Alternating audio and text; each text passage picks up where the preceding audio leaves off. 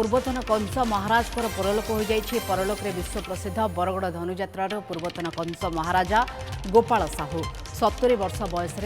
परलोक घटी। किछि दिन हेब से हस्पिटाल भर्ती होते। बरगड़ जिला बरपाली स्थित बासभवन शेष दर्शन पर लोकंर भिड़ जमी। 23 वर्ष धरी धनुଯାत्रार कंस भूमिकार अभिनय करते गोपाल साहू। बलांगीर जिले में जन्मित गोपाल साहू बरगड़ धनुଯାत्रार सप्तम कंस भाव में अभिनय कर निजर स्वतंत्र परिचय सृष्टि कर 1984 मसीह 2008 दुईटी पर्यायर से 23 थर अभिनय कर सुजोग पाई। पेशारे से जड़े पुलिस अधिकारी हेले निशा अभिनय करवा अभिनय को देखा से समय कंस दरबार में बहुत भिड़ जमुला। बरगड़ू आम सहित बेमकेश कर फोन लाइन में जोड़ी होती। निश्चिंत भाव दुखद खबर कारण पूर्वतन कंस महाराज जी रही आमर गोपाल साहूंकर परलोक कि भाव बासभवन परिसर में प्रिय परिजन माने जाउछंती भेटुछंती कौन अधिक सूचना रोचे? मोनिका देखो निश्चित भाव में कहीपर जे जड़े पुलिस अधिकारी भाव में जिते से परिचित नथिले निशा थिला जड़े कलाकार हिसाब से मंच कलाकार हिसाब से एवं से गोपाल साहू होती कंस भूमिका दीर्घ वर्ष धरी दीर्घ 23 वर्ष धरी दर्शकों हृदय को छुई पारे। अब निश्चित भाव में कहीपर गोपाल साहूर निधन को नहीं निश्चित भाव में जो कलाकार रही कलाकार मध्य एवं स्थानीय बासिंदा बरगड़ बासिंदा जी रही पड़ोशी राज्य छत्तीसगढ़ कथा जो कह विभिन्न अंचल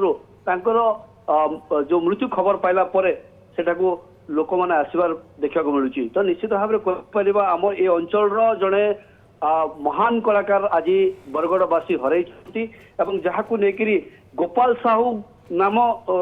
जो ना रही से गोपाल साहू भाव में जी से परिचित नहंती एली भाव में से बेस परिचित आ जो 23 वर्ष धरिक से मंच अभिनय कर महाराज कंस भूमिका खाली मंच नुह मुक्त आकाश रंगमंच अभिनय कर चातुरी पाखे अनेक भरी रही। जेहेतु जो महाराज कंस शासन चली था जिते कंस महाराज हाथी उपर बसी नगर परिभ्रमण करते जो डायलॉग बाजी संलाप रही है से संलाप गुड़िक उच्च कोटर रही है से जहाँ निर्देश दिखती आदेश दिखती पालन करने धार्य ना कठोर दंड दंडित करते जो हिसाब से दंडित करते हिंदी हो इंग्लिश हो एवं ओडिया भाषा हो जोटा कि आमर नाटकीय भाषा रे जो कथा कहवा से हिसाब से जिते दर्शकों को से जिते तागिद करते जो मैंने रोच जो मैंने अभिनय कर समस्त गोटे गोटे दर्शक पलटि जाती जो मैंने समस्त को से जो हिसाब से तागिद करती से निश्चित भाव में ग्रहण करने बाध्य होती से जो जाऊे कंस महाराज हाथी लोक भयभीत होते कौन मोटरसाइकेल कि कौन साइकेल अतिक्रम करने कौन कार रे अतिक्रम करने कहार साहस होना जेहेतु नगर भितर से परिभ्रमण करते जो उच्च कोटीर संलाप रही उच्च कोटीर डायलॉग बाजी रही जो हिसाब से उच्च कोटीर स्वर रही आज निश्चित भाव में बरगड़वासी हरई बसुँच जो गत काली निधन होती झारसुड़ा बासभवन में पुओ घरे से रोते पुओ बहु सब रोचे से रोते दीर्घ दिन धरिक पक्षाघात रोग से आक्रांत होते डाक्तरखाना जो कहवा घर डाक्तरखाना किसी दिन धरिक चिकित्सित होते काली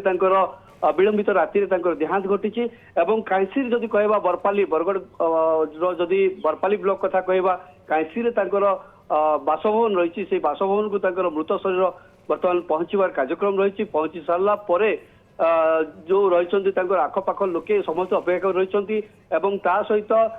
जो रही पड़ोशी छत्तीसगढ़ राज्य किसी कलाकार प्रेमी मान जो रही जो प्रशंसक रही आसिक पहुंची परिवार लोके जो रही संपर्कीय परिवार लोके समस्त आसिक उपस्थित रही